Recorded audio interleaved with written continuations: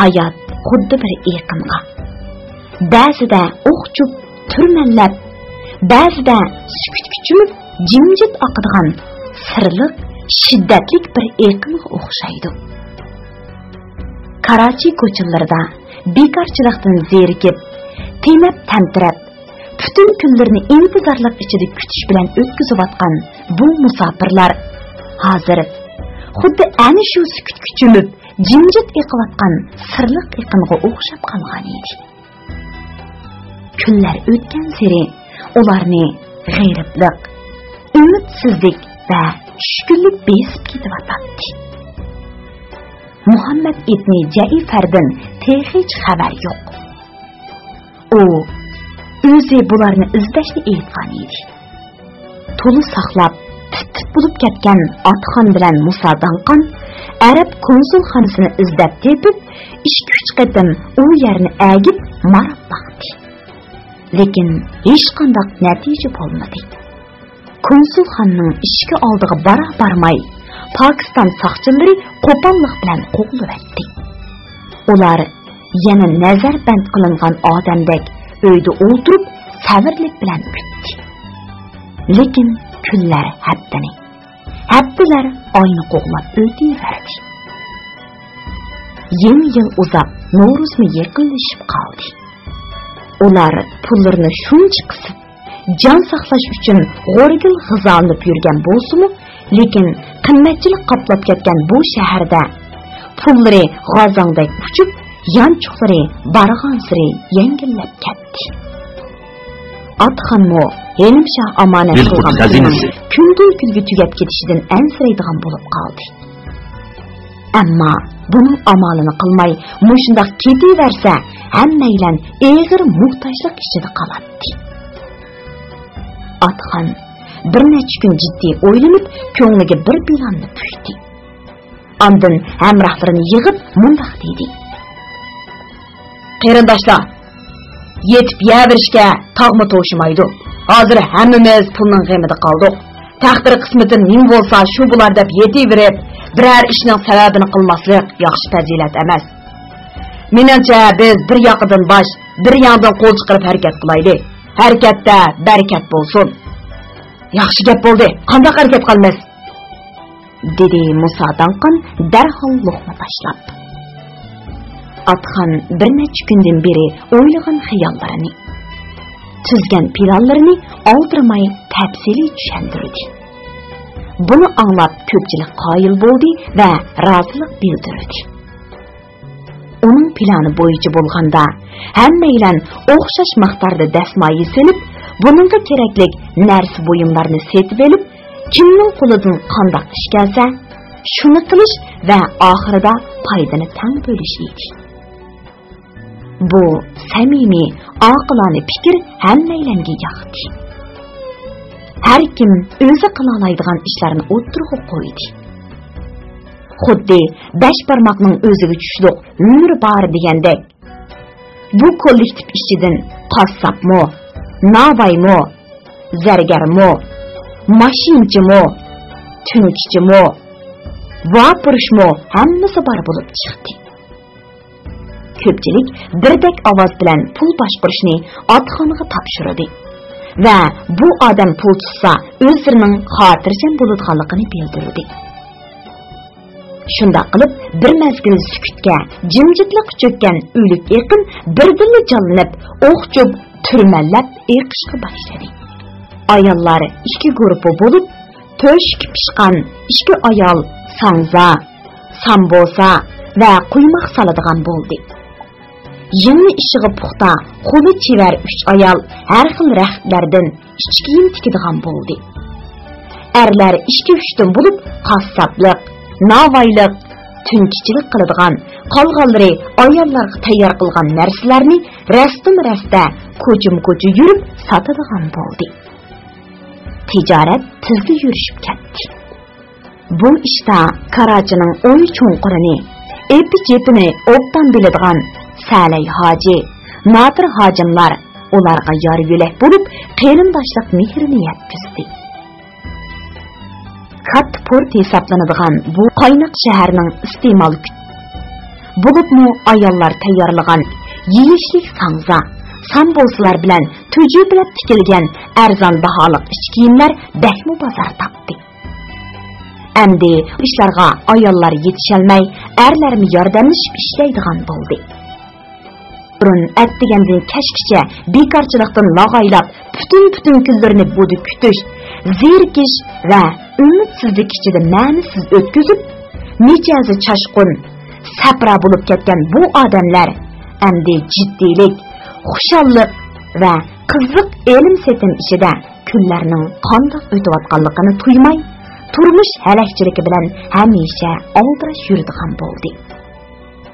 Ular burun barmoq sanab kun o'tkazgan bo'lsa, endi haftalarmi barmoq sanashga ulgurmaydigan bo'lib qoldi. Bugun tushdan keyin Akbar 3-qatim Patmusga selingan sangza, samboslarni ko'tirib dengiz bo'yidagi istirohat bog'chisiga keldi va randilab qo'ygandek bir parcha siliq qo'ram tosh ustida o'tirib dengizda tomosha qilg'ash xaridor kutishga boshladi. U varqirab jarqirab to'g'limisimi davomli kelib turadigan cho'pqatli xaridorlar bor edi. Dengiz bo'yida aylanib sayli sayohat qilayotgan har xil kiyim, har xil chiroydagi odamlar orqa-orqadan kelib uning sangza, sambo'slarni birdamda yeritib qo'ydi. Bir chaqda uning oldiga 60 yoshlardan oshgan, bo'yi egiz, ustixonliq, rangi qoramtul, chas soqollari quyuq, nuqtrang rido ustiga chaqmoqliq surk kostyum kiyib olgan, so'l qo'lning barmog'ida chash ko'zlik, oltin uzuk parqirab turgan bir arab keldi. Uning kulib turgan ko'zlaridan muloyim, samimiylik chiqib turardi. O Akbarni til bilmaydi degan xiyol bilan sambosini ko'rsatib, qo'l va ko'z ishorati orqali necha pul ekanligini so'ragan edi. Akbar nihoyat adab va takalluf bilan arabcha so'zlab ketdi. Uning talaffuzining aniq, tilining ravonligini anglab, heliq arab hayron bo'ldi va bir xil qiziqish ham suyunish bilan undan so'radi. O'g'lim, nereden geldin? İsmin nima? Akbar chaqmoqdek javob berdi. Qashqariyadan keldim, ismim Akbar. Akbar? Dedi arab texni qiziqib. Nima degan yaxshisin? Allohu Akbar. U qo'llarini azon aytgandek quliqining yeniga opirib kulimsiradi. Sen arabchini nima degangan? Yurtinglarda madrasalar bormi? Bor, bir emas, bir nechisi bor, dedi Akbar faxrlanish tuyg'usi bilan. Men xalq madrasada 6 yil o'qigan. Bizning u yerda Misr, Hindiston, Buxoroda o'qigan katta ulamo ustozlarimiz bor. Sen meni bakmi xushal qilding, o'g'lim, dedi arab qo'ng'ir ranglik, ülgünleri yoğan, yumuşak alqanlarida Akbarning bosh ko'zlarini mehribonlik bilan silab turib. Biz tanishib qolayli. Mening ismim Said Taha. Yamanlikman. Ammo 5 yildan beri mush yerda turayotiman. Sen qandoq bo'lib bu yerga kelib qolding? Akbarmu bu odam bilan tanishib, 6 yil o'rgangan arab tilini ishlatganligidan xushal edi. Şun o 5'den ötken kunlarni ve hozirgi ahvolini ujur-bujurga so'zlab berdi. Said Taha Akbarning kichikini turib, shuncha ko'p riyozatlarni chekkanligiga ish chaqirdi va ko'ngil yasab mundaq dedi. Kichik bo'lsangmi, qutlug' safarga otlanibsan. Alloh seni niyatingga yetkazadi, o'g'lim. Baya Arabiston konsulxonasidagi Muhammad ibn Jaifarning gapini angladim. O lafzi halol, yaxshi odam. Uning bolasi menda ta'lim oladi. Men uning bilan ko'rishib, sizlarning ahvolinglarni aytay. Akbar rahmat aytdi va bir parcha qog'ozga sangza, samboslardan o'rab, uning qo'liga tutqizib qo'ydi. Said Taha pul berish uchun hamyonni elib edi. Akbar, "Lozim emas ustoz, mening kichkina ko'nglim degenicha uning yenidan ketdi. Akbar kechda dadasiga Said Taha bilan tanishganligini va o'zaro qilishgan gaplarini aytdi. Yaxshi odamga yo'liqibsan o'g'lim, dedi Ataxon. Yaxshiga yepak yepishar degan shu. Yana uchrashib qolsang bu yerga boshlab kel, bizmi tanishaylik. Musofirchilikda bundaq odamlar bizga putqo'l bo'ladi. Ziroat ko'kidan ma'lum degandek, odamning yaxshi yomonligimi biror eg'iz so'zi, ko'zi va chiroyidan mana men deb chiqib turadi. Said Taha to'g'risida Ataxonning o'ylig'ini to'g'ri edi. Yamanda cho'ng bo'lgan bu odam islom ahlining peshvosi va din olimlarining mo'tvari edi. U bir necha yilning oldida dindagi oyig'i chiqmas mazhab kurashlarining g'o'g'alari va o'zini katta o'lima deb atib olgan chala savodlarning hasad husumatlaridan bezor bo'lib, umrining oxirini tinch va bahramand o'tkazish uchun bu yerga kelib makonlashib qolgan edi. U bu yerda Miri Arab nomli uyushma qaramog'idagi madrasada mudarrislik qiladi. Bu madrasada ko'proq Arabiston, Yaman, Misr, Iroq va Suriya taraflaridan kelib, Karachida turib qolgan arab savdogarlari bilan konsulxona xodimlarining bola chaqasi o'qiydi.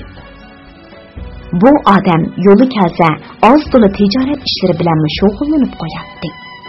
Chunki uning bir o'g'li Madinada savdo setib qoladi. Ular 3 kundan keyin yana shu yerda uchrashdi.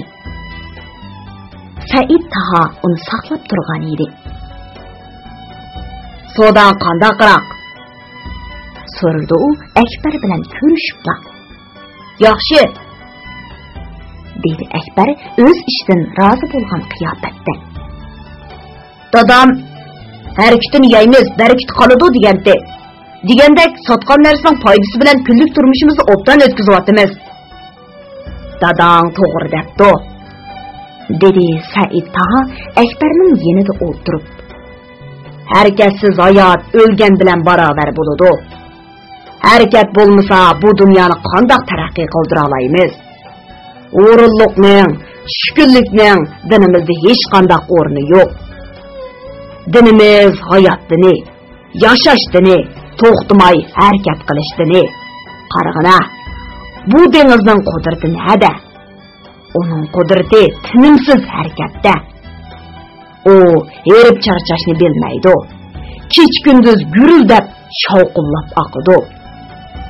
Shuning uchun uning ostida ajoyib mo'jizatlar yashaydi. Ustida haybatlik paraxutlar o'zib yuradi." Said Taha xuddi o'z demaklik ulfatri bilan mungdashgandek shundoq tabiiy va shundoq ma'nilik so'zlab ketdi. Akbarmo uning so'zidagi cho'nqur hikmatlarning tagiga yetmoqchi bo'lgandek butun zehni bilan berilib angladi. Bir chaqda Said Taha uningdan tuyuqsiz so'rab qoldi. "O'g'lim, o'qishni xohlamsan?" Akbar qilch ikkilanmay to'p-to'g'ri javob berdi. "Xohlayman ustoz. Bu mening hamisha o'ylaydigan birdan-bir orzuyim." Said Taha otliq mehri bilan uning yelkasiga qoqdi. "Yaxshi, nihoyat yaxshi", dedi hayajon bilan. "Men seni xato tushunmabdiman." Said Taha osh kuni Akbar bilan tunji qitim uchrashgandilar. O'zining o'tkir nazari bilan uning chechan, zehni ochiq, talabchan bola ekanligini ko'rib ketgan edi. Uyiga ketgandan keyinmi xeyli vaqtgacha Akbar to'g'risida o'yladi va o'zining uningga omroq bo'lib qolganligini his qildi. Bilim ahliga xos kang nazarga, haqqoniyat tuyg'usiga va dunyo ishlari to'g'risida cho'nqur fikr mulohizlarga ega bu oq ko'ngil odam Akbarning musofirchilikda qog'jirab ketgan sabiy dilini bir kun bo'lsa-mu bilim sharbatlari bilan sug'urishni o'ylagan edi.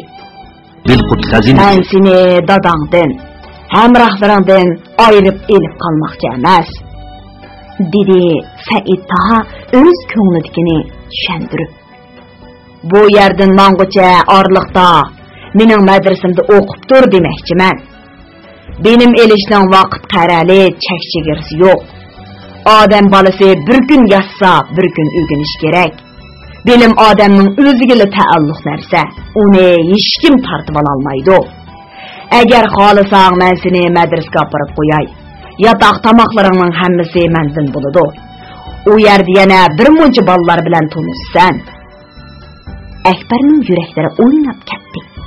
Bundaq cho'ng himmat uchun u har qanday rahmat aytibmi, ko'nglidagi xushalliqlarni tugatolmaydi.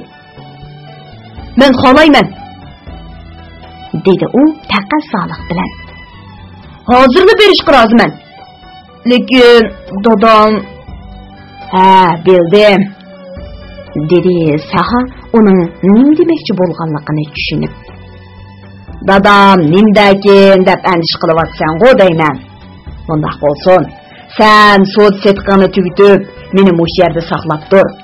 Men 2 soatdan keyin seni olg'ili kelaman.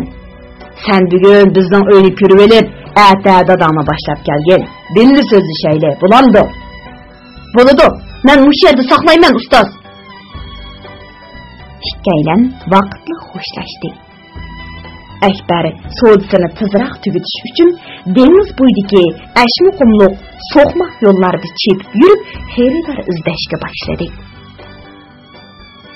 Anglayotganinglar beli qutoridan anglatilayotgan ovozliq asarlar sahifasi.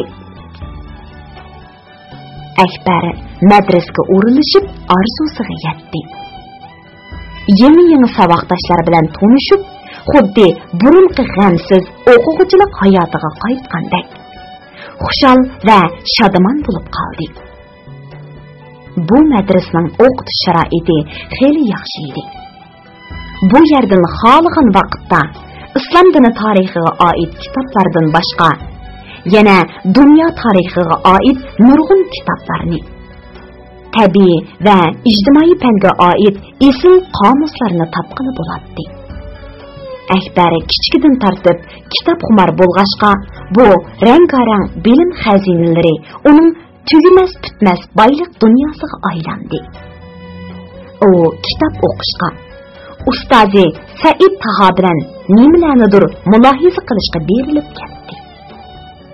Said Tahamo Akbarning mundaq qizg'in, jo'shqin ruhidan ta'sirlanib, uni yep-yangi bir ilm olamiga, u burun ko'rib boqmagan, anglab boqmagan yangi uchur, yangi qarash va yangi tafakkur ichiga boshlab kirib ketdi. Qisqagina bir muddat ichida Akbar o'zini go'yo bir dilla bo'y tortib o'sib qolgandek, shuningga yarasha zehni ochilib, bilimi ulg'ayib, tamkin, salobatlik bir odam bo'lib qolgandek his qildi. Dinsimo u hozir Qashqardagi xonliq madrasada rahat farog'at ichida g'amsiz o'qiyotgan burunqi Akbar emas edi. Akbar yurtdan, muqaddas ona quchqidan ayrilgan 10 oydak vaqtdan buyon talay-talay davollardan eshib, yurtdan yurtga ko'chib, hayotning bakmu go'zal, rangdor va shafqatsizligini, tabiatning ajoyib mo'jizalik, o'zgarishchan va bepoyonligini, odamlarning to'limi sirliq, murakkab va yuksakligini ko'rdi, tushundi. Uzun safarning jafo mushaqqatlari bilan turmushning qiyiqil so'qinlari Akbarning yumron ustixonlarini tavlab, burunqi nozik, chidamsiz jismini quyishdek qattiq va bejirim qilib yetishtirgan bo'lsa, hayotning kutilmagan taqdir qismatlari bilan tirikchilik yo'lidagi azob uqubatlar uni arka, tirtak mijozini pishildirib, burunqi bo'shang, parvosiz ruhini mustahkam, irodalik, har qanday ishqa samimiy va astoydil qaraydigan qilib yetishtirdi. Shunga Akbar xushallikdan ko'ra qayg'u, baxtdan ko'ra azob, kulkidan ko'ra yig'i ko'prak singib ketgan mush 10 oy ichida o'zini bir necha yosh cho'ng'ib qolgandek tamkin, salopatlik his qiladigan bo'lib qolgan edi. Buning ustiga Said Tahoning qasidalari qisqa, hikmati cho'nqur ilmiy suhbatlari qo'shilib, uning nazar doirasini kengaytib, hayot haqiqatlarini texnik to'g'ri va cho'nqur tushunadigan ma'naviy manzilga boshlab kirgan edi. Bir kuni Said Taho madrasadagi o'quvchilardan 10 nachisini tanlab bir hujraga yig'di va ularning oldida sharq adabiyoti to'g'risida bir savol qo'yib, zehn sinash qilmoqchi bo'ldi. Sharq adabiyoti uzoq tarixiga parlaq adabiyot.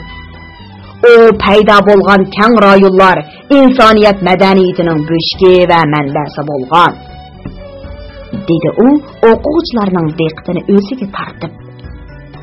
Buni yaxshi bilmagan odam o'zining ota-bobosini, tarixini, madaniyatini yaxshi bilmaydi. Har qaysi davrlardagi ajdodlarning iddiya, g'oya, hissiyot va orzu-armonlarining qandoq bo'ladiganligini tushunmaydi. Shunga men sizlarga o'tganda mutolaa qilgan kitoblar ishidan sharq adabiyotining bir qanoti bo'lgan arab adabiyotiga doir bir savol beraman. Kim to'g'ri va dal javob bersa, uningga 30 rupiya mukofot beriladi. Pulning soni garchi oz bo'lsa-mu, lekin uning qimmati yuqori.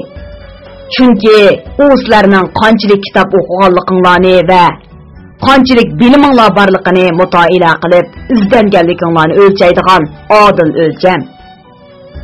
Amsa quloq solinglar, savolni o'ttirib qo'yman.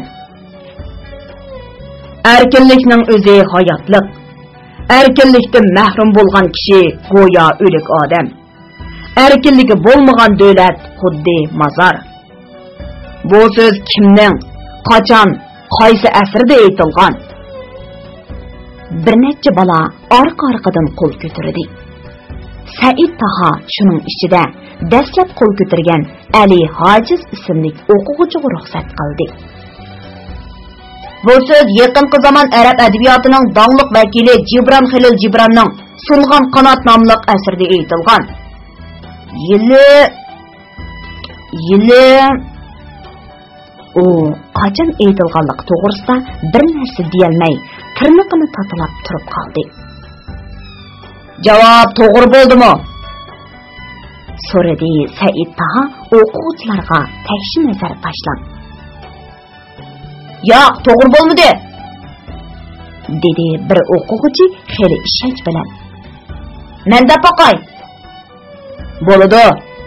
Senda boqa, dedi Said Taho rag'batlantirib. Bu so'z, dedi heliqi o'quvchi qo'llarini o'ynatib.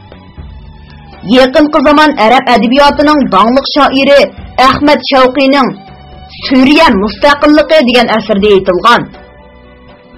Xato. Senmi xato aytding, dedi Said Taho bir oz betoqat bo'lib. Hujra sukutga cho'mdi. O'quvchilar jiddiylik ichida o'ylanmoqda edi. Ularning hammasi yosh jihatda ancha cho'ng farq qilmaydigan 15 yoshdan 18 yosh oralig'idagi Misrlik, Yamanlik, Iroqlik, Suriyalik va Arabistonlik arab bolalari edi.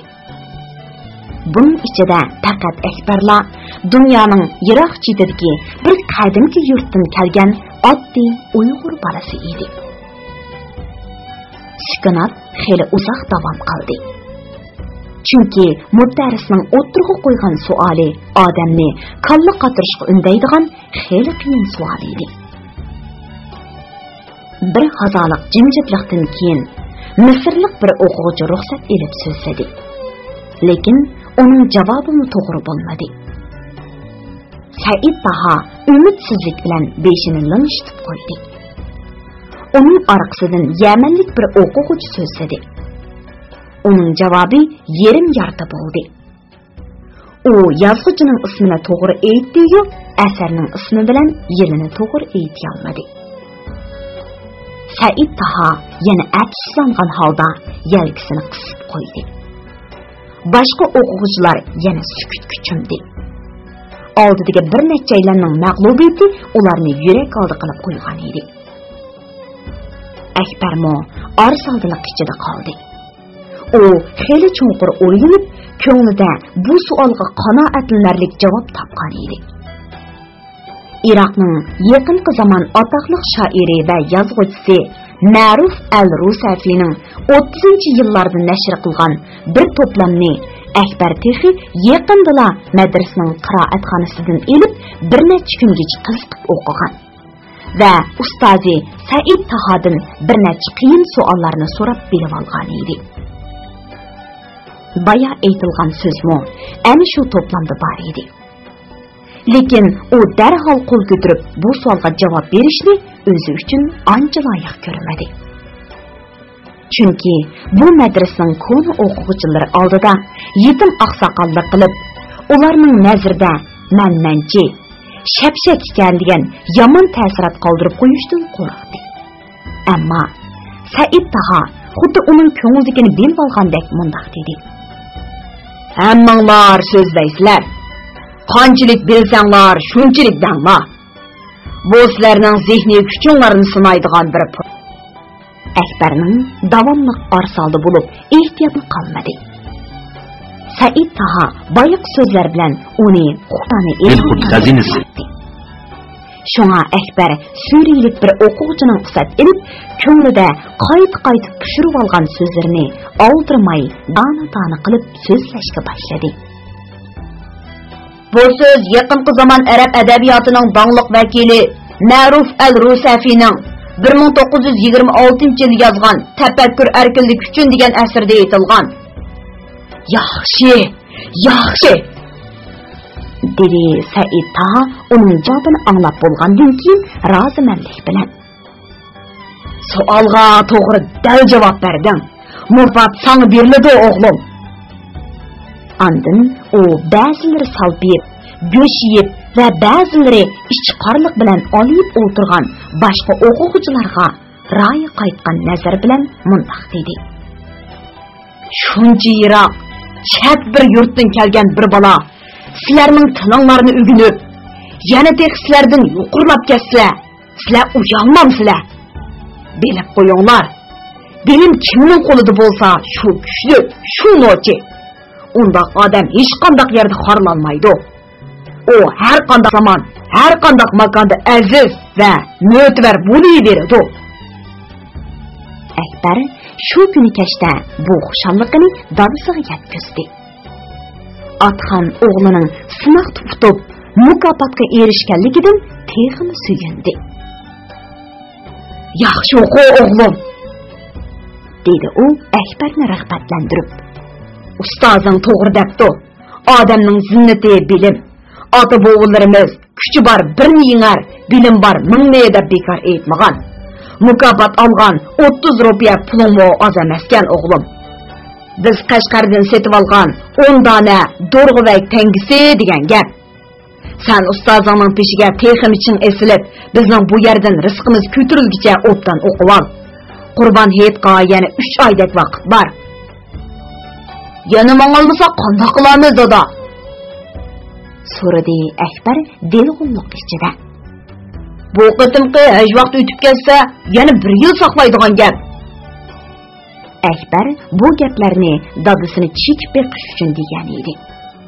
O'z ko'nglida bo'lsa, bu yerda qanchalik ko'p saqlasimi, endi qo'rqmaydi, zerikmaydi. Chunki u hozir illiq makon, yaxshi ustoz, obdan o'qish sharoitiga ega bo'lib qolgan edi. Madrasada texi uni yaklamay yaxshi ko'radigan bir muncha saboqdoshlari bor edi. Yana 1-2 oygacha Arab konsulxonasidan xabar bo'lmay qolsa, dedi Atxon qoshlarini yemirib, ko'zlarini o'ychan qisqan holda. "Yuk paraxot xo'jayinlarini setib olib bo'lsa-mo, bu yerdan ketmasak bo'lmaydi.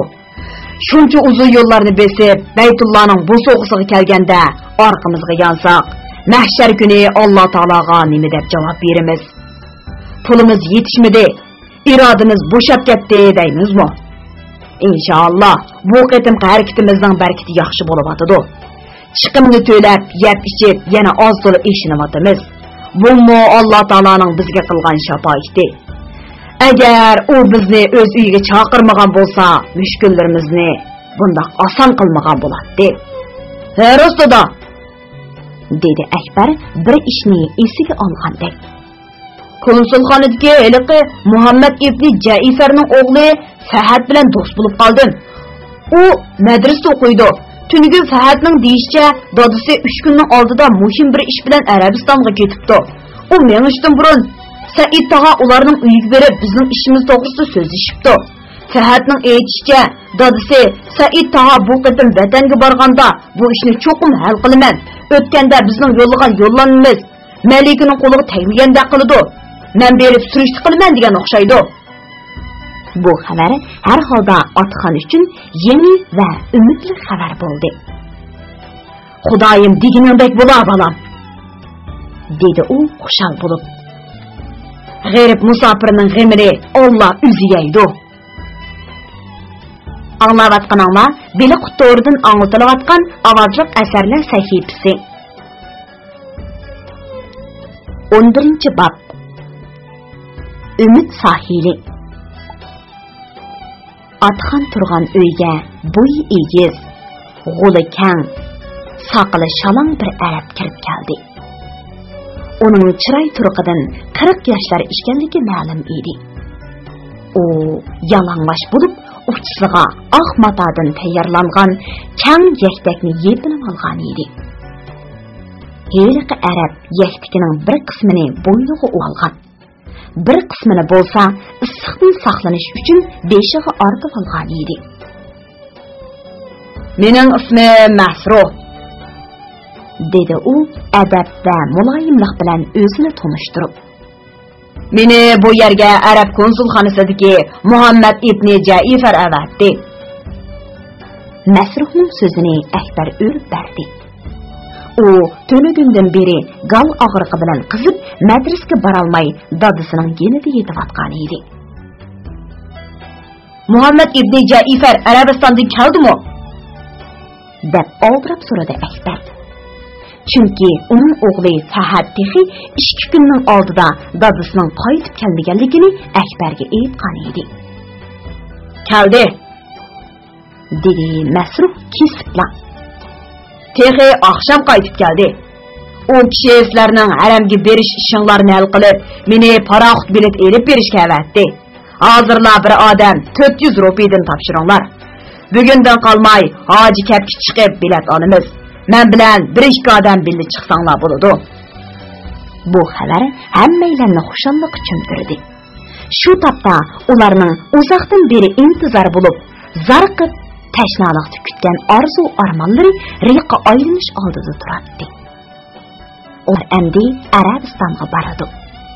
Baytullohni, uning bu muqaddas yagona uyini tabab qiladi. Hajarul Asvad teshini o'pidi va u namoyon qilib turgan ilohiy hikmatlarni yuragi bilan his qiladi. Zamzam bulqining obi hayot suyini ichib, holidan ketgan ko'ngillarni yoshartadi. Ah, Makka, dunyodagi shaharlarning onasi, ulug'i. Biz seni bak uzoq kutdik. Bak sig'indik. Sening hidoyat quyoshi ko'tarilgan ash muborak jamolingni ko'radigan kunni bo'ladi ekan. Sen Baytullohning makoni bo'lib qolmay, sen yana tinchlikning yurti, g'ayib miskinlarning panohgohi. Sen bizning ne'matlarimizning, kuchimizning va umidimizning manbasi. Biz sendan hamisha xayrlik talab qilamiz. Ular shu topda ana shunday hayajon va aqida bilan unsiz nido qilyapti. Bu ularning iloh qilgan nolisi va iltijosi edi. Oyog'i chiqmas to'li kutishdan ko'zining qariq sizilib, dillari qog'jirab ketgan bu odamlarga tuyuqsiz bu xush xabarni aytgan Masruh go'yo jannatning elchisidek yaqinlik va muhtaram bilinib ketdi. Şuna ular neri birini sürüştürmeyle odam beshiga 400 rupiyadan pulni chiqarib, uning qo'liga tutqizdi. Yo'g'on bir sumka pulga erishgan Masruh xushalligidan o'zini shundoq tamkin, salobatlik tutishga urinsimi, lekin nima uchundir gap so'zlardan bir xil g'uduqish va aloqsizlik chiqib turadi. Lekin buni hech kim sezmadi. Uning atrofidagi odamlarning hammasi tuyuqsiz kelgan bu xushallik va hayajondan mast bo'lib ketgan edi. Masruh Atxon bilan Musa Tanqanni agashtirib, paraxot bileti elish uchun hoji gapga qarab mangdi. Akbarmo billi chiqmoqchi bo'lib edi, lekin Atxon uning salomatligidan ansirab qoldirib qo'ydi. Bugun hoji gapda odam ancha ko'p emas edi. Ular ko'k xish bilan silingan 2 qavatlik ozodi bir binoni aylanib o'tib, chatdagi bir ishxonaga kirdi. Masruh Atxon bilan Musa Tanqanni ishxonaning bir chetidagi uzun o'rindiqqa o'tirg'izib qo'yib, o'zi aynak to'siqning bir tarafidagi to'shqon kalpuk, bo'ri ko'z bir pokistonlik bilan bir narsalarni deyishdi. Ularning gap so'z va muomalasidan burli tunishdiganlik chiqib turadi. Atxon bilan Musa Tanqan u ikkalandan ko'z uzmay o'ltirgan bo'lsa-mu, lekin ularning nima deyishib, nima qilayotganligini bilmaydi. Bu ikkalanning ko'nglida faqat biletning tezroq va o'ngishli qo'lga tegishini tilashdan boshqa xiyol yo'q edi. Bilet kesish rasmiyati ancha uzoqqa bormadi. Masruh yo'g'on konvertga silingan bir tutam biletni akilib, Atxon bilan Musa Tanqanning qo'liga tutqizdi. "Mana bu 28 kishilik bilet", dedi u qo'l va ko'z ishoratlari bilan tushuntirib. "Paraxot 3 kundan keyin portdan qo'zg'aladi.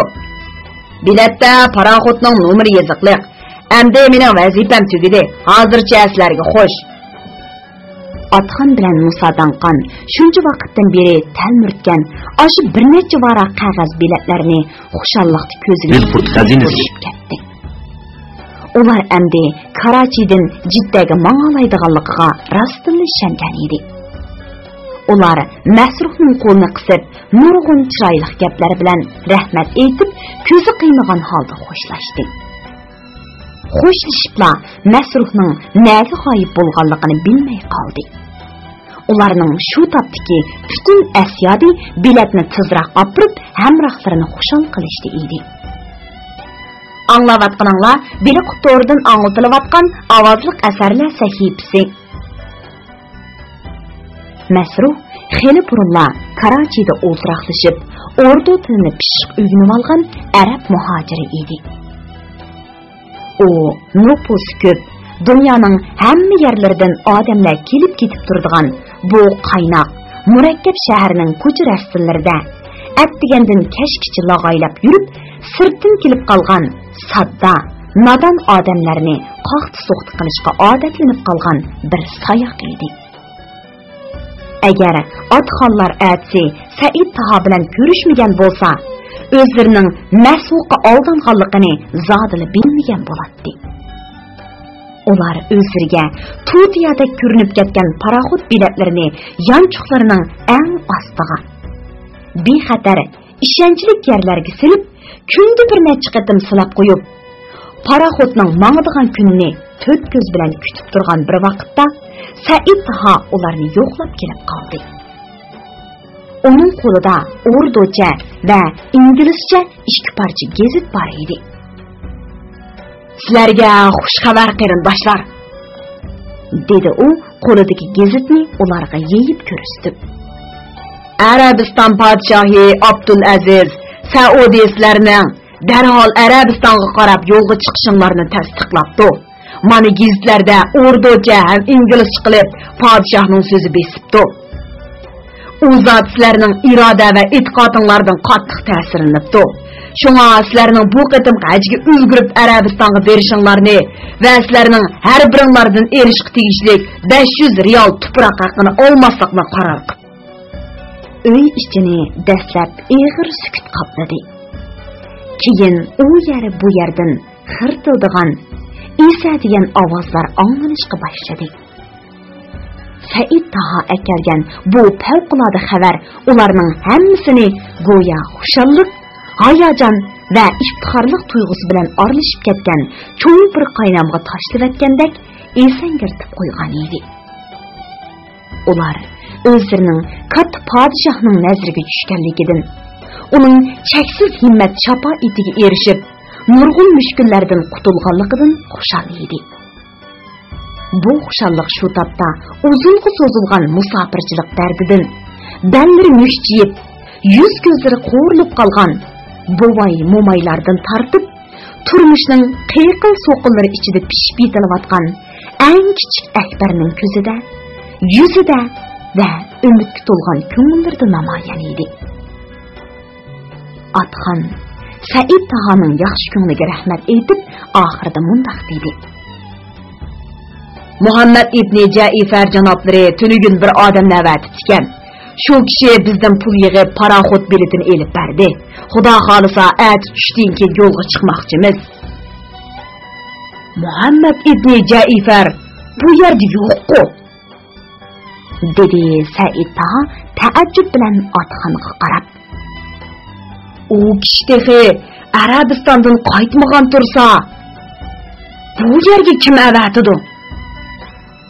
Akbarmu hayronlik ichida ahvolni tushuntirdi.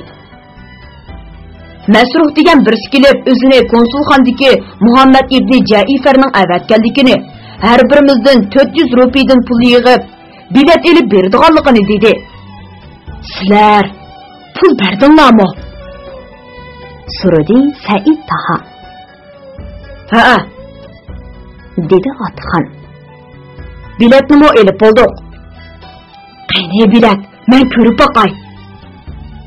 Said Taha yanchiqidan sadab gardishli ko'zoynagini elib taqadi va Atxon uzatgan paraxod biletini qo'liga elib sap soldi. Birdilla uning chiroyi o'zgarib, qop-qora ko'zlari qayg'uli tus oldi. U bachchig'ar, sizlarni aldab ketibdi, dedi Said Taha zarda bilan. Mana qaranglar, 210 rupiyalik biletga sizlardan 400 rupiyadan yig'ibdi. Yana texe paraxodning ostidagi eng nachar uylar ekan. Valla insof qizil ko'z. Atxon bilan Musa Danqonmi bir-biriga qarashib, xeyligacha jimmida turib qolishdi. Ularning ko'zlari g'azab va shu g'azab tufayli paydo bo'lgan ochiq azob bilan to'lgan edi. Aradan biraylan xuddi o'ziga o'zi savol qo'ygandek so'rab qoldi. Nasruh degan soxtipas bu ishlar nereden bilib olgandi? To'g'ri, o'zi nereden bilib olgandi? Amaliyotda bundaq odamlarning kirmaydigan to'shki, bilmaydigan ishi yo'q. Ash kuni Tayaji o'zini mashinaning oldiga tashlab, Dipapayni qo'rqitmoqchi bo'lgan so'rinda Masruhmi bor edi. Keyin Muhammad ibn Jaifar kelib, ularga tasalli berib, haliqi yaxshi gaplarni qilganda, Masruhmi bu gaplarni anglab, ko'nglining bir burchiga selib qo'ygan edi. Keyin vaqtning o'zirishi bilan bu ishlarni esidan chiqarib atgan edi. Ammo u tunugun atdiganda gizit ko'rib etib, Saudi podshohining yeliq so'zini ko'rib qoldi va shu hamon unutilib ketgan yeliq ish guppida esiga tushib, ko'nglida bir shum xiyol bosh ko'tardi. U nashtanimo chala bul qilib, Arab konsulxonasiga bordi va u yerdan qiynalmayla Muhammad ibn Jaifarning bu yerda emas, Arabistonda ishganligini bilib, uning nomini suiiste'mol qilish niyatiga keldida avval hoji kapga bordi. Ondan surishtirib yurib, Atxonlarning bor yerini tepib olgan edi. Bu bakni eligar, quvnarskan, dedi Said Taha Masruhning aldamchilik mahoratiga hayron bo'lib. Bo'lmasa, mundaq chaqqan chiqmaydi. Yeliqi bilet sotquchi bilan mo birlashib olgan gap. Ammo uning bir narsa deydiganga og'zimiz yo'q-da. Said Taha ulug' kichik tanib qo'ydi. onun tərzi toğru ekan. Nasruh ən aval Hacı Kaptiki aş toşqan kalpuk, böğrü göz Qaravayga gezitni görüstüp, onun bilan aldın kelişip elip, onungumu her bilettin 15 rubidin nep birişini bütüşüp algan idi. Şundaq qilib, biletçi yarım saatga yetmegen vaqt ichida 420 rupiyaga. Nasruh bolsa, ko'zni yumib ochqichi orliqda paydo bo'lgan harom niyati bilan 4900 rupiyaga ega bo'lib, shaharning bo'lim pushqoqlarida g'oyib bo'lgan edi. "Elimo shukri", dedi Atxon hamrohlarining ko'nglini parakanda qilmaslik uchun o'z-o'ziga tasalli berib. "Bilet yolg'on emaskan. Xudo buyursa, at yo'lga chiqib ketsakla, ko'ngil deshvarchiliklarimiz-mo ko'tarilib ketadi. To'q qondoq chiqqanda hammani unutibdi degan shu-da", dedi Musa Danqon uning so'ziga ulabla. Azroq yumurliq tus olgan bu so'z kishilarning ko'ngildagi g'ashliklarni bir mahal ko'taribdi.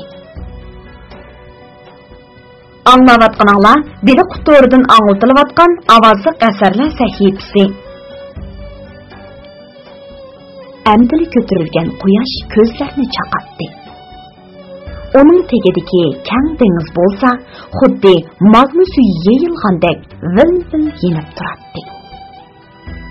Quyosh ufqdan ko'tarilgan sari dengizning bepoyon kengligida shunchalik nafis, shunchalik yaqinlik bir zangar yorug'liq paydo bo'lib, yilroqda laylab yurgan suz tumanlarni poq-poqiz tarqatib etdi.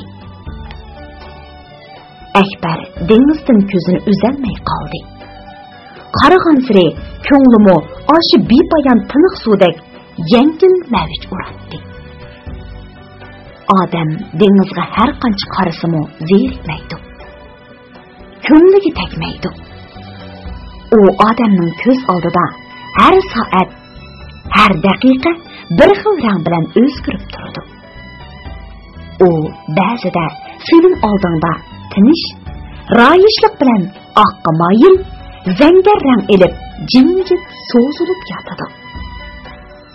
Ba'zida ko'k, yolqinliq rang bilan egar bo'lib, turilib o'ynaydi. Ba'zida salqin shamol ostida tum qora bo'lib, yungi ta'tir o'rilgandek hurpak bo'lib qoladi. Ba'zida tuyuqsiz bo'ron ko'tariladi. Bundaq chaqda u birdilla alfozini o'zgartib, qahrli tusga kiradi. Bo'ron cho'ng do'lqinlarni ko'tirib kelib, g'azablik gurgiraydi. Uning aks sadolaridan to'lqingan tinch havo jaranlaydi. Shiddat bilan chashirgan suvlarning tamchi bujg'unlari necha g'ulash egizlik ko'tarilib, u yerda nefis tuman paydo qilib, xuddi oppoq yipak po'piklarga o'xshash esilib turadi. Bo'ron to'xtaganda bo'lsa, u yana o'zining aslidagi suyimlik holatiga qaytib keladi. Ochiq osmonda beliqchi qushlar paydo bo'lib, dengiz bilan suyishib, argilishib o'ynaydi. Chiroyli tillari bilan shirqirishib, osmon bilan dengiz giralishib ketgan bu cheksiz bo'shliqda bir xil tinch va xushal hayot simfoniyasi paydo qiladi. Mana shu dengizda ba'zida bo'ron to'lqinlar bilan elishib, ba'zida tinch osoyishlik ichida rohatlanib o'zib ketayotgan ko'ni paraxutga mana bugun 13 kun bo'ldi. Bu jarayonda dengiz safarini tunji qatim beshidan o'tkazayotgan ba'zilar dastlab qiziqqan, dengizning jalbkor sirliq hodisiga maftun bo'lib, bir necha kunning qandoq o'tganligini sezmagan bo'lsa-mu, lekin ular vaqt o'tgan sari chek ko'rinmaydigan bu tugmas safarning hamisha bir xil takrorlanaveradigan ko'rinishlardan zerikishga, bezor bo'lishga boshladi. 10 necha kungacha ularning yuqoriga qarshi ko'radigani osmon, tövanga qarshi ko'radigani suv bo'lg'ashqa, endi bularni ko'rishnimi, o'ylashnimi xolamaydigan bo'lib qoldi. Shu tapda ular go'yo vahima va xushalliq, andisha va hayajon aralashib ketgan cho'ng bir qaynamga tushib qilib, uningdan zotili chiqolmay pirqirab yurgan odamdek ko'ngilsiz hissiyotga chirimlib qolgan edi. Buni oz degandek, ba'zilar dengiz safariga moslasholmay besh qaydigan, ko'ngli erishadigan, biliq yegashga biliqni ko'rsa saskinadigan bo'lib qolgan edi. Hozir Akbarmo turib besh qayib qayqalabdi. Bundaq chaqlarda paraxod sahnasiga chiqib sayli qilg'idek madori qolmay, ostinqi qavatdagi ashu paskinchilik, sesiqchilik qoplab ketgan o'pchi uylarda dimiqib hasirab yotadi. Bundaq zerikishlik chaqlarda uningga birdan-bir amak bo'ladigan narsa paraxod xodimlarining dengizga to'r tashlab suzib qo'ygan rang-garang beliqlarni tomosha qilish edi. Akbar o'z yurtida bir xil rangdagi paqa boshliq, sazangsimon beliqlarni ko'rgashga, dengizdan chiqadigan bundaq xil rang-garang beliqlarga qarab hayron bo'ladi. Akbarning ko'z oldida piltingishib yurgan ba'zi beliqlar xuddi rassom uning tenini bo'laklarga bo'lib, oq, qora, ko'k, yeshil, sariq ranglar bilan bo'yab qo'ygandek shundoq rangdor va parqiraq edi. U ba'zida bundoq beliqlarni pushirib yeyishni emas, balki beliqdan deb beqib, keyin yurtga borganda do'st birodarlariga ko'rsatib, tabiatning bundoq ajoyib mo'jizatlari to'g'risida so'zlab berishni o'ylab ketadi. Paraxod hozir Qizil dengizda ketib o'tadi. Hajga borganlar Sho'r daryo deb atab odatlanib kelgan bu sirliq dengiz burundilla sodda kishilarning qalbida bir xil muqaddaslikka va vahimaga simvol edi. Mushk o'ldirganlar bu yerda suvga tashlanib, lahanglarga yem qilinmasa, paraxod to'xtab qoladi. Mana bu azaldan hajga borganlarni qo'rqitib, vahimaga selib kelgan rivoyatsimon bir fatvo edi. Har qanday odam bu yerga kelganda mush ishni o'ylamay, andish qilmay turolmaydi. Mana bugun atdigandila Sho'r daryoda ketyapmiz degan xabarni anglagan Akbarning xiyoliga osh ish tushib, butun vujudini surilib bir andish chirmab oldi. Chunki Akbar 2 oyning oldida og'inisining kaptirini yeb olgan o'g'ir mushukni tutib, og'inisi bilan birlikda uni o'ldirib o'tgan edi. Akbar bu ishlarni o'ylab qattiq sarosimaga tushdi. Butun badaniga qo'rqinish va ansizlik titrigi o'lashdi. Uning chiroyi tatirib, ko'z qarchiqi vahimadan kengayib ketdi. Atxon Akbarni yana mushbeti besh qayib, ko'ngli bearam bo'layotgan o'xshaydi deb o'ylab, uningga ilhom bermoqchi bo'ldi. O'g'lim, g'ayrat qil, pat arada Baytullohga yetimiz. Zamzam suyining tomchilari ruhingni yoshartib, darding shifo bo'ladi. Akbar rastada shundoq degan ma'noda beshini ling'ishtirib qo'ydi. Lekin ko'nglidagi haqiqiy andishalarni dadasiga aytishga petin olmadi. Chunki dadasi buni anglasa, uningdan ranjishi va o'zidan bakrak beoram bo'lish turg'an gap edi. Chunki bundaq sodda e'tiqodga o'nli ishonadi. Akbar xiyolida ko'ngilsiz ish mana yuz berdi, ani yuz berdi degan andisha vasvasi bilan heliqi sesiq tinjiq uydan sirtga chiqmay 2 kunni o'tkazibdi. 3-chi kuni tushdan keyin paraxod sahnasida olli-cho'qon ko'tarilgan ovozlar anglandi. Akbar cho'chib ketdi. Hamma ish tugadi degan mudihish xiyol bilan chiroyi tatirib, alam va hasratdan yig'lug'idek bo'ldi.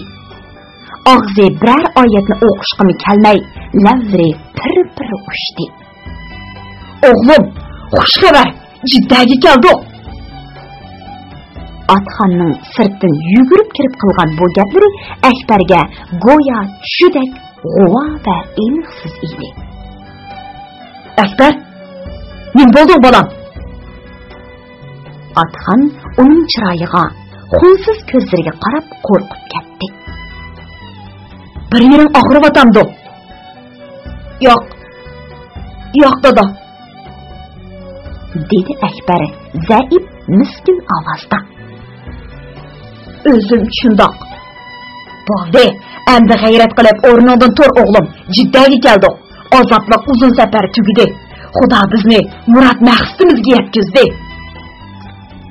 Akbar shundola esiga kelib, ulug' kichik tandi. Go'yo oshi bir tiniq bilan necha kundan beri butun vujudini vahimaga solgan g'am andishlar havoga ko'tarilib, bulutlar orasiga singib ketgandek. U yengil va ozoda bo'lib qoldi. Likkida o'rnidan turib, dadasi bilan paraxotning kang sahnasiga chiqdi. Hamma odam u yerda xushallik va hayajon bilan qo'llarini pulanglatib, yiroq sohilga qarab turardi. Akbarning ko'z oldidami hayotlik nishoni bo'lgan egiz past binolar bilan suz ustida qoplagan bir avod shahar namoyon bo'ldi. Mana bu ular 17 kundan beri ko'rishga intizor bo'lgan hayotlik sohili. Uzoqdan beri tashnolikni kutgan umid sohili edi. Ular Jidda portida necha kundan beri harg'inliklarini unutib, xushal va tetik holda paraxotdan tushdi. Ammo bir necha qadam mangmayla o'ngi qara, chiroyi surlik odamga bir xil gumoniy nazar bilan qaraydigan, qo'lida quroli bor, mashrang kiyimlik soqchilarning qamal qilishiga uchradi. Ularni yig'ib akilib, cho'ng bir qo'rg'u so'ladi. Soqchilarning orasidagi egiz bo'y, shop purutliq, tapancha asqan birisi Uyg'urchani chala puli so'zlaydigan Muhammad Sumar ismli bir turk tilmochining yordamida mundoq dedi. Sizlar Allohning ulug' baytini tavob qilish uchun bu muqaddas zamonga keldinglar. Allohning nazari tushgan bu yurtning esilligidan sosliqda yashaydigan laglaq qushmo bu yerga kelsa, uzunga qolmay lochinga aylanadi. Pat-pat burutlarni to'lg'ab, gediyib turgan bu soqchi boshliqining so'zi Akbarga bir oz g'alati tuyuldi. G'ururiga tekkandek bo'ldi. Uning qarashicha, bu dunyoda tug'ilib o'sgan yerini, vatan deb atalgan, ashu muborak yurtini suymaydigan, seg'inmaydigan odam yo'q edi. Yurtini unutgan, ko'nglida yurt sevgisi bo'lmagan odam uchun bu dunyoda muqaddas narsa yo'q edi. Ammo u har qanday inson balasining yuragida, qalbida saqlanadigan eng buyuk, eng yegona va eng pinhon tuyg'u edi. Shuning uchunmikin soqchi boshliqining mundaq oshkora maqtanchoqligi uningga bakma tetiqsizlik bo'lib tuyuldi. Shu hamon Akbar ko'nglidan bizning yurtning esilligidan lochinlarni suv quydigan shunqorlar uchib chiqqan degan fikrni o'tkazib, soqchi boshliqiga davitay dedi-yu, lekin yana nima uchundir o'zini besib jim turib oldi. Soqchi boshliqi yana shundoq hakavurlik bilan gapini davom qildi. Agar sizlar Makkaga tezroq berib, Baytullohni tavob qilishni o'ylasanglar, bu yerdan 40 riyoldan pul topshirib chiqsizlar. 40 riyoldan pul topshirmaganlarni bu yerdan chiqamaymiz. Shuncha jafolarni tartib, ming bir mushaqqatni bu yerga orom yetib kelgan o'ruq at odamlar uchun bu kutilmagan yiliq nihoyat ig'ir tuyuldi. Ular xeli ochiq zarda bilan podshoh bizdan tuproq haqi erishni kechirim qilgan. Sizlar bu pulni nimaga olasizlar? deb g'o'g'a qilishdi. Tuproq haqi degan oz pul emas, dedi heliq soqchi boshliqni chalvoqib. Onu olamdo, olmamdo keyin ko'rsizlar. Bizdan oladigan 40 riyolimiz portdan chiqish rasmiyat puli. Buni bermasanglar, mush yerda yetaversizlar. Kimmo Baytullohning bo'sug'isiga kelganda, uni tavob qilishni o'ylamay, sirti qilishni xohlasin. Ularning yurtdan chiqib, bir yildan ortiq vaqtdan buyon tortib kelayotgan jafo mushaqqat, azob uqubatlari faqatla shu ish uchun emasmidi? Ular saqchi boshliq bilan zakonlashib avara bo'lishni xohlamadi. Qachonmi qurol tutganlar bilan oddiy fuqarolar tang bo'lib boqqan. Ular xuddi yuraklarining qat-qetidan sug'urib olgandek 40 sardin tangini elib topshirib, bu yerdan qaytib chiqdi. Endi ularning oldida Arabistonning yuragi hisoblangan Makka quchoq ochgan edi. Beliqut shirkatida ovozga elinib, Beliqut to'rida anglatilayotgan Uyg'ur yozuvchisi Ahad Turdining Şinjan Yoshlar O'smirlar nashriyoti tarafidan nashr qilingan Sarson ruh nomli romanini bugun mushargacha anglatdik.